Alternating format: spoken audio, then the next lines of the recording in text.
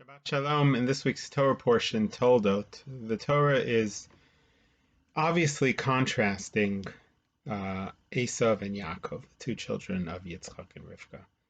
It tells us that Esav came out of the womb and he was red and he was hairy, and therefore they named him Esav, which means hairy or grass.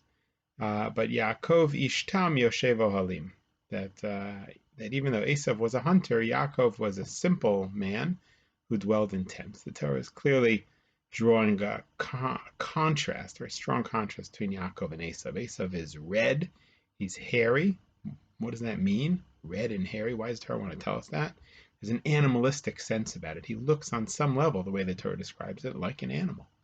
And Yaakov is a simple man dwelling in a tent. He is civilized. He is refined. He is the human being who dwells inside and is not the hunter. But Esav is the hunter. The Torah is trying to teach us something here. I think the Torah is trying to draw a contrast between the two. And even though Yitzchak loves Esav more, and Yitzchak wants to bless Esav more, the Torah clearly is depicting Esav as a kind of animalistic hunter. He comes to get soup from Yaakov, and it's red soup, and he says, "Gives me this red soup." And therefore the Torah says his name became Edom, which means red. What is red? Red, of course, is blood. It's interesting that whenever the Torah allows us to eat meat, the Torah has commandments about what to do with the blood. The blood of animals, domesticated animals, has to be put on the altar. In fact, there was a time when all animals that were slaughtered, they had to be sacrifices. In that sense, the blood is kind of going back to something holy. And if you slaughter a wild animal or a bird, you have to cover the blood. There's a mitzvah of kisvei hadam, of covering the blood. We still do that today when we shech chickens or something like that. Or a deer, you have to cover the blood. The blood, hu hanefesh, Torah says, the blood is the soul. And I think the Torah is trying to wean the human being away, as the Rambam says, from this animalistic, violent side of being the hunter. The Torah wants the Jewish people to not be connected to that kind of violence. At the same time, what's very interesting in the story is that Yitzchak loves Esav, not Yaakov. Why is that? Fascinatingly, in the story, Yaakov is himself, but Yaakov also becomes Esav. Hakol kol Yaakov v'dayim de Esav. The voice is the voice of Jacob, the hands are the hands of Esau. He puts on the clothing of Esav.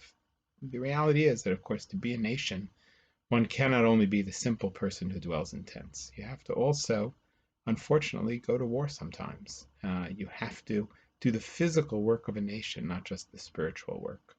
And ultimately, I think Yaakov becomes the combination of Yaakov and Esav. He wrestles with the angel, but he also has the dream and the vision of the angels going up and down the ladder. He is both spiritual and physical. It's very hard for Yaakov. He leads a very conflicted life. In fact, he tells Paro at the end of his life, "My days have been short and bitter." It's very difficult, but in a certain way, really, Yaakov does succeed. His children all become the tribes of Israel, and I think that's because he is able to figure out how to do both, how to both become Yaakov and Esav. He starts by just holding on to the heel of Esav, but ultimately he has to figure out how to integrate both the spiritual and the physical, both the simple life of the tent of Torah and the violent life of the hunter. Yaakov ultimately has to embody both.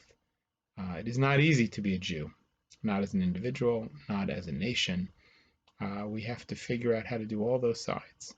If we can be a nation on the land, if we can be people who can reckon with the world as it is, whether it's the violence of the world, whether it's the trickery of the world, whether it is the strategic way of being in the world that makes one successful, if we can combine that with the spirituality of Yaakov, with the Ishtam Yoshev Olim, the simple man who dwells in the tent, the spirituality of Judaism, if we can bring together the physical and the spiritual, the being in the world and yet the being separate from the world, then we will be able to be a Kiddush Hashem. We'll be able to sanctify God among the nations, and we'll be able to bring Torah and to make the world indeed a better place.